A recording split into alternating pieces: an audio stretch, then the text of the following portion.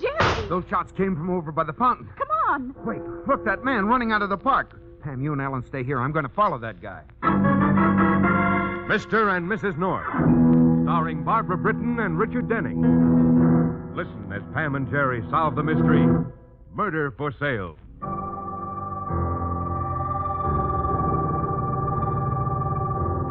On a February night such as this, the fog steals up the East River from the bay.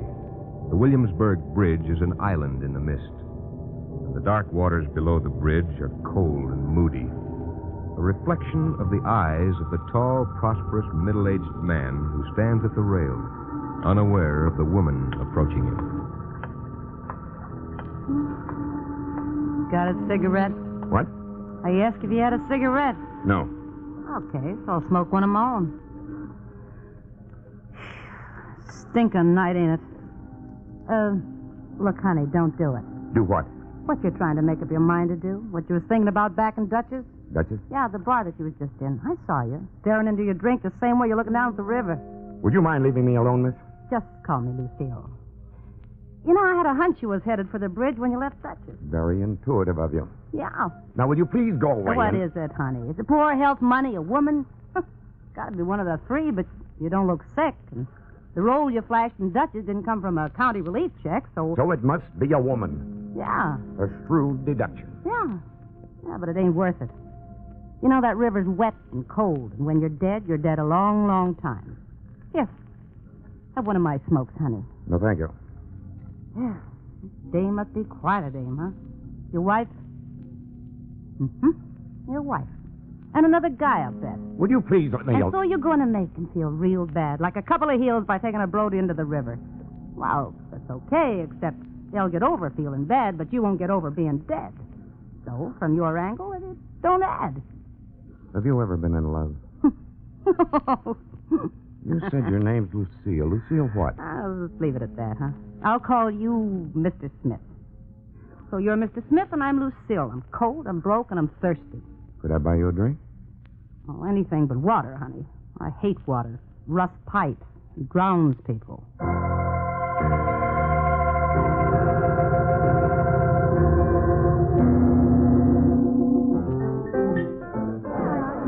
Jerry, it's after 9. Let's get out of here.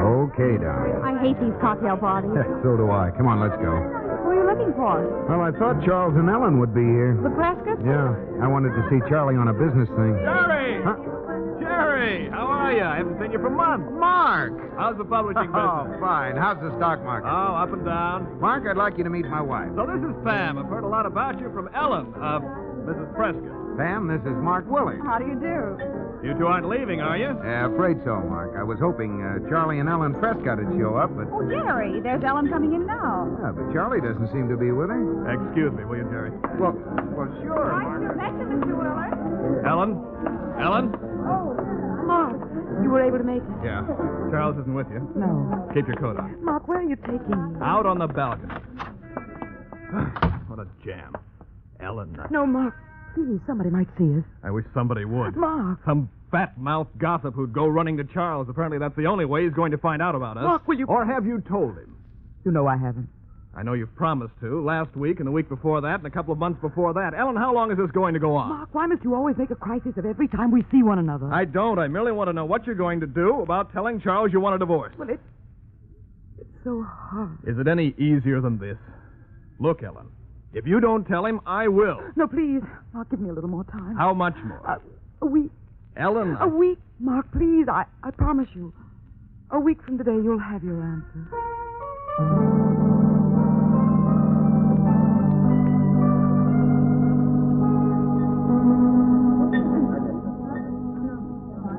Another round here, Dutch. Okay. So, go on, Mr. Smith. And that's it? After 10 years, your wife's in love with another guy, huh? Yes. Is she younger than you? Almost 20 years younger. Here, your drinks. Yeah, thanks, Dutch. Take it out of this. Sure. Put something in the jukebox, huh, Dutch? Okay. Why are you looking at me like that? I'm just wondering why I've told you all this. Honey, you're in the kind of mood where you'd talk to a lamppost if it stands still and listens to you. And so just because you lose your wife, you want to step off the middle of a bridge. Look, like I said, you can make your wife and her chum feel like, well, something you wouldn't scrape off the sidewalk. And you can be the greatest guy in the cemetery. You take a Brody and your wife's a jerk, her boyfriend's a dog. Everybody feels sorry for poor old Smith. Everybody has a good ball. So what do you get, except a good funeral? Listen, you say your wife doesn't know that you know anything about this guy, right? Yes. Doesn't even suspect? Nobody does? No? Then you wouldn't be suspected if something happened to the guy. Happened to him? What do you mean? You know what I mean.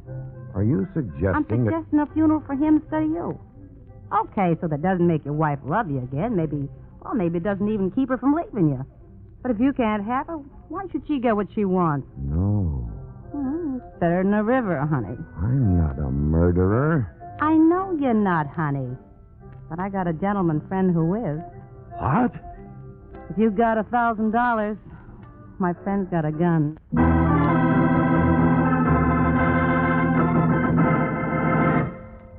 You're not serious. Oh? You can't be. Oh, stop looking like you forgot to take your hat off in church. I make a federal case out of something so simple. Simple? Yeah, simple. It's just like yours, ain't it? No. Well, then what were you doing out there on the bridge? Enjoying the view of Flatbush in the fog or just enjoying feeling sorry for yourself? Guys like you make me sick. You've got as much backbone as Dutch's bar towel. Hey, Dutch, set me up one at the bar, will you? Wait. Well? Nothing. Look, Mr. Smith, I'm not trying to sell you anything. You got a problem. I told you how you could solve it. You don't like it my way? Okay, have it yours. No skin off my nose. But if you change your mind, you know where to find me.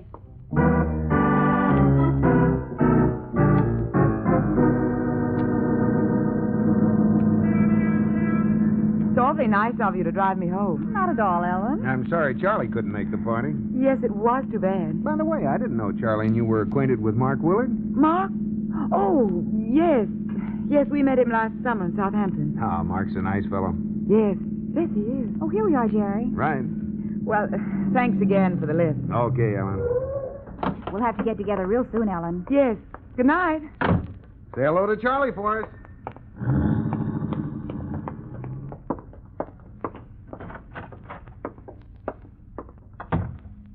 Ellen? Oh, Charles, you're home. I just got in a few minutes ago. Did you go to the Lindells' party? Yes, I'm sorry you couldn't make it. I called your office about 9, but there wasn't any answer. I felt like getting a little fresh air. I went for a walk. Is anything wrong, Charles? Wrong? Oh, no, darling. Not with me. But you look terribly tired. I am. I think I'll go straight up to bed if you don't mind. Of course not. I'm going to read for a while. Good night, Ellen. Charles? Yes? Charles, I'd like to go away. Away? Where? Well, I don't know. I haven't thought about that. I just want to get away. Alone? Yes. A little sudden, isn't it? Oh, yes, I suppose it is, but How long would you be gone? a week.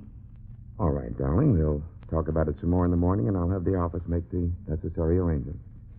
Thank you, Charles. You're awfully sweet to me. It's not hard, Ellen. Loving you as much as I do. Good night. Good night, Charles. Ellen, Yes? was Mark Willard at the party? Why, yes, he was. Why do you ask? Just wondered. He's handling a little stock transaction for me. I thought he might have mentioned how he was making out on it. Well, no, he didn't say anything about it. Well, I'd better call him in the morning in case he's going out of town. Good night, Charles.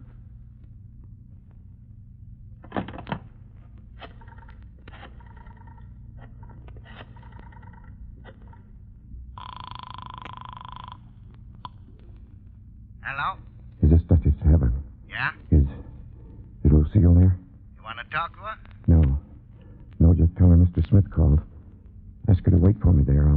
I'll be in to see her within an hour.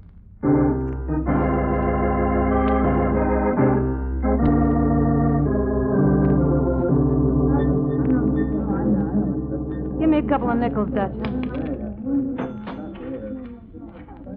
Here you are. Thanks.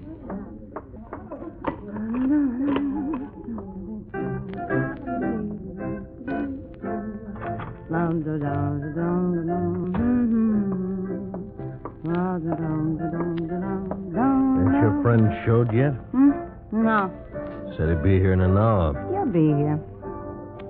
I don't want him to see me. I know. So? So go sit in the last booth. I'll steer the guy into the next one. He won't see you, but you'll be able to hear us. Okay.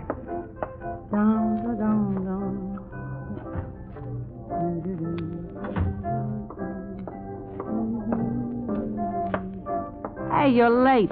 Sorry? What made you change your mind? Never mind. Let's get this over with. Sure. Let's take this booth here. Oh, here we are. You said your friend would work for $1,000. That's right. There's 1,000 in this envelope. Okay. Don't you want to count it? I trust you, honey. Well, let's set up. The man who's been seeing my wife is named... Let's keep it sort of impersonal, huh? Just tell me where he'll be and when. Do you know Simmons Park? You mean the little park across from the cathedral up on Maynard Drive? Yes, there's a fountain in the center of the park. He'll be there at 9 o'clock tomorrow evening. You're sure? He'll be there at 9 sharp. And you? Spending the evening with several friends miles from Simmons Park. Is there anything else you need to know? That's all. Good night, Mr. Smith. Not good night. Goodbye. Sure. It's been nice knowing you.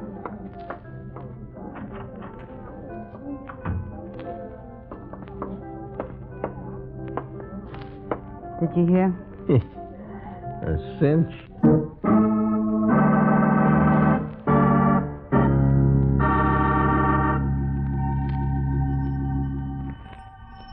Jerry, the alarm clock. Turn it off. No, Pam, it isn't the alarm clock. It's the doorbell. Oh, must be someone at the door. Sounds logical. Put on your robe and slippers, dear. Yeah, coming. Yeah, now what do you think? Ellen. Jerry, may I talk to you? Oh, sure. Come on in. Thanks. Pam, it's Ellen Prescott. Ellen? Come into the living room, Ellen. I'm sorry to barge in at this hour of the morning, Jerry. It must be about 5, isn't it? Yeah, 5:30. Ellen, darling, what is it? Is something the matter? I'm not sure. Oh, what is it, Ellen? I've been up all night trying to find Charles. He was home when I came in last night. I went directly upstairs, and a few minutes later, I heard him leave the house. And you haven't seen him or heard from him since? No. Do you have any idea where he was going? None. He didn't say anything to me about going out. Something's happened to him. I know it has. Now, take it easy, Ellen. If anything had happened to him, if he'd been in an accident or if he'd been taken to a hospital, you'd surely have been notified by this time. Oh, Pam, you don't understand. If something's happened, it wasn't an accident. Huh? What do you mean, Ellen? I don't know how to tell you. I've been such a fool. Ellen. Come on, tell us about it, Ellen. I believe Charles knows I've been seeing another man. Oh, Ellen, no. I thought Charles knew nothing about Mark. Mark Willard? Yes. Oh, great. Mark wants me to divorce Charles and marry him. But last night after the cocktail party, I don't know what happened, but I decided to tell Mark I still love Charles, and I'm not going to divorce him. Ellen, what did you mean when you said that if something had happened to Charles, it wasn't an accident? I'm afraid he might. Kill himself? Jerry. Sorry, but that's what she means. And this is no time to be delicate, though my guess is that Charles isn't stupid enough to do anything like that. Well, then where could he be? Pam, get Ellen to bed. Make her get some sleep. I'm going out. Where? To find Charles. I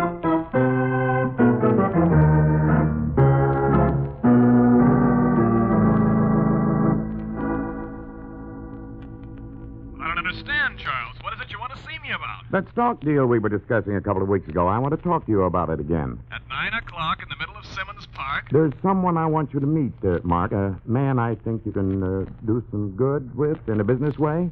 He lives near the park, and I thought we could meet there and go on together.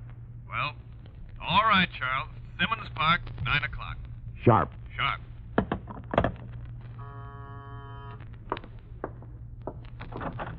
Charles. Jerry. Well, this is When the devil did you get home? Why? What's wrong? I've been looking all over town for you since 5:30 this morning, and before that, Ellen had spent half the night doing the same thing. Something the matter? Oh, no, not a thing, except that no one has heard from you for over 18 hours. And Ellen is at our apartment out of her mind, worrying about you. I'm sorry. I should have told her I had to run down to Philadelphia this morning. Now, look, Charlie, let's stop kidding. Kidding? Oh, about what? Philadelphia, and whether Ellen would worry and about Mark Willard. Mark Willard? You know that Ellen's been seeing him, don't you? I don't know what you're talking about. I think you do. But something I know you don't know is that Ellen is still in love with you. In love with me? Yes. Jerry, if this is some sort of a joke... It's no joke. If you think it is, call Ellen at my place and let her tell you herself. But Jerry, look, I have to make a phone call. All right, I'll wait for you. No, please don't. Charlie, Listen, what Jerry, go on home and tell Ellen you saw me and not to worry, and I'll be there shortly. But please. Okay. Thanks. See you in a little while, huh? Yes.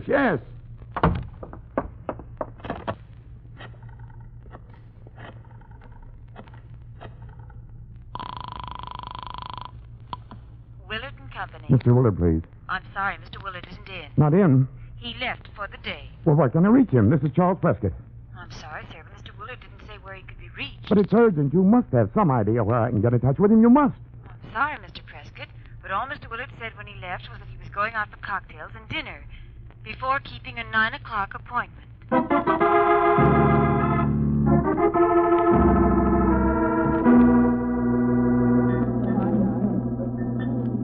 Sure, I know, Lucille.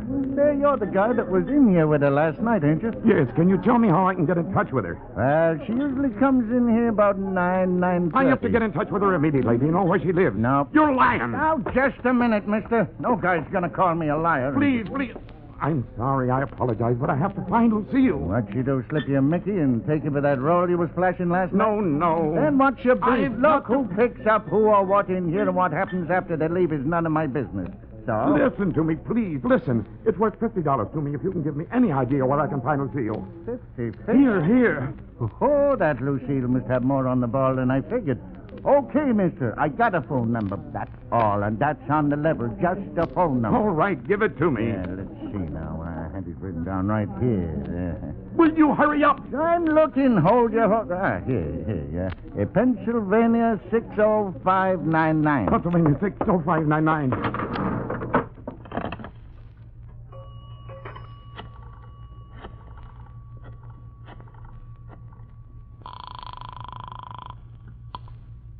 Hello? Lucille?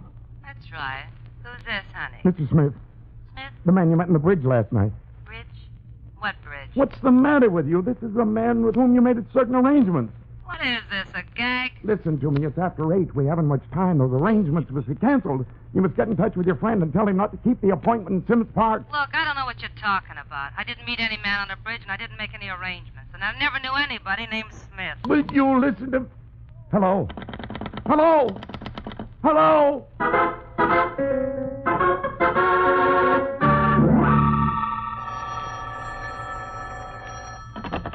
Hello? Hello, darling. Jerry, darling, where have you been? No, ask me where I haven't been. It'd be easier to answer. What do you mean? Well, I saw Charles at his house, but he practically showed me the door. And What? Let me finish. After I left, I waited in the car. In a few minutes, he came out and took a taxi to a dive called Duchess on the Lower East Side. Then he left there, went to Mark Willard's apartment, and after that, he went to practically every restaurant and cocktail lounge in town. Well, where is he now? I don't know. I lost him. And I gather you or Ellen haven't heard from him. No, but Mark Willard called Ellen here and said he had an appointment with Charles at 9 in Simmons Park. Simmons Park? Well, why the devil are they meeting there? I don't know. Neither does Mark Willard. All he said was that Charles insisted on it. What time is it now?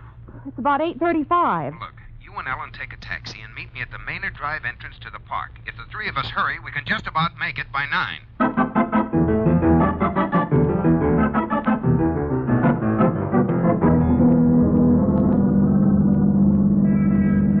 In the name of heaven, driver, can't you go any faster? I'm doing the best I can, Mac. But it's only a couple of minutes to 9, and Relax, Mac. It's a couple of minutes to 9 twice a day. But you don't understand. This is a matter of life or death. Yeah, sure, Mac. It always is. It is if I'm not at Simmons Park by 9. But you're there, Mac. Right now. There we are. Hey, listen, 9 on the nose. Hey, Mac. Hey, what about my fare?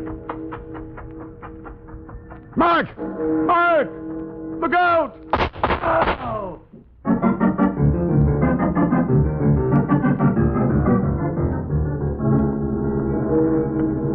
Jerry, here we are. Pam, Ellen, come on. Have you seen Charles? Yeah, he just jumped out of a cab and ran into the park. Jerry! Those were gunshots. Oh, Come on. what in the world is happening? I don't know, but hold it. What? Look over there, that man running out of the park. Well, he must have been over by the fountain, too. Yeah, Pam, you and Ellen go on to Charles and Mark. I'm going to grab the car and try to follow that man. Jerry, darling, be careful. Come on, Pam. Charles! Charles! Ellen, Pam, what are you doing here? Never mind that now. Go call an ambulance. No, don't. Father. Go on, Mark. Yes. Charles, who was it? What happened? That is meant for Mark.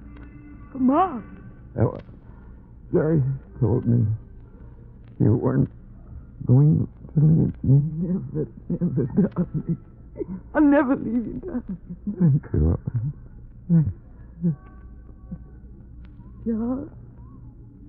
Charles! Ellen, he's dead.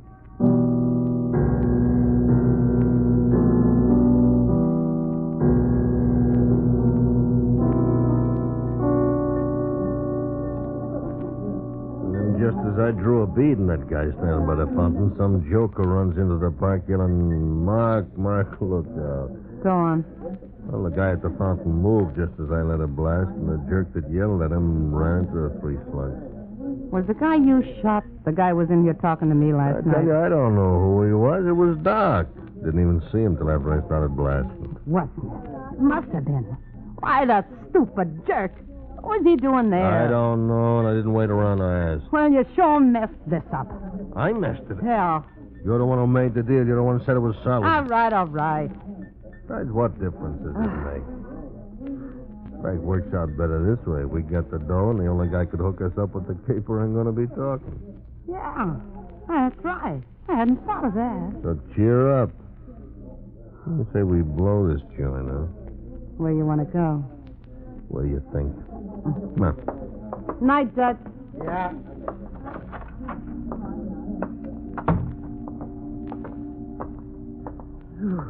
Stinking night. Me, I like the fog. Oh, you would. My place? Your place. Sorry, but it's going to be my place. That's the man, officer. Well, my old friend Spade Loomis. This'll be a pleasure. Spade's worn these cuffs so often, I'm thinking of having them monogrammed with these initials. Come along, Spade. We'll take you down. Rotten cup of rotten. Look out, Murdoch! Are you okay, Murdoch? Fit as a fiddle, Mr. North. Spade! Oh, Spade! I'm afraid he can't hear you. Like you said yourself, lady, it's a stinking night.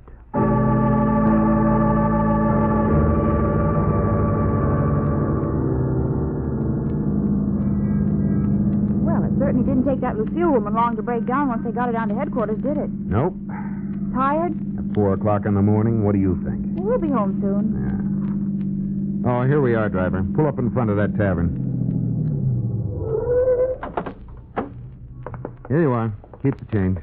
Oh, I wish the police would have let me drive our car instead of riding in the squad car. We'd have been home by this time. Stop grumbling, sleepyhead. I'm telling you, if I'm not home and in bed within 15 minutes, I'm dead. Well, you will be. And instead of grousing so much, you should be thankful that nothing happened to you in that gunfight between Officer Murdoch and that Loomis man. Here's the car. Come on out. Oh, no. What? Look at that tire. Flat. What did you say about nothing happening to me in that gunfight? What has a gunfight to do with it? Look at the way the tire's ripped. One of the bullets hit it.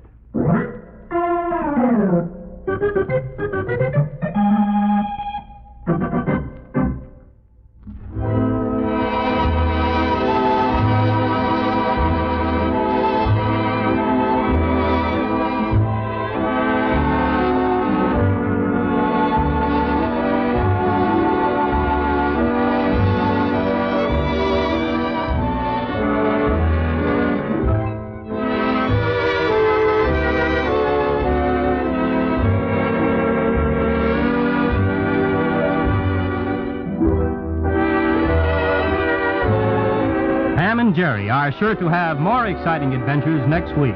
Listen in, won't you? There's always mystery well sprinkled with humor on Mr. and Mrs. North. This is the United States Armed Forces Radio Service.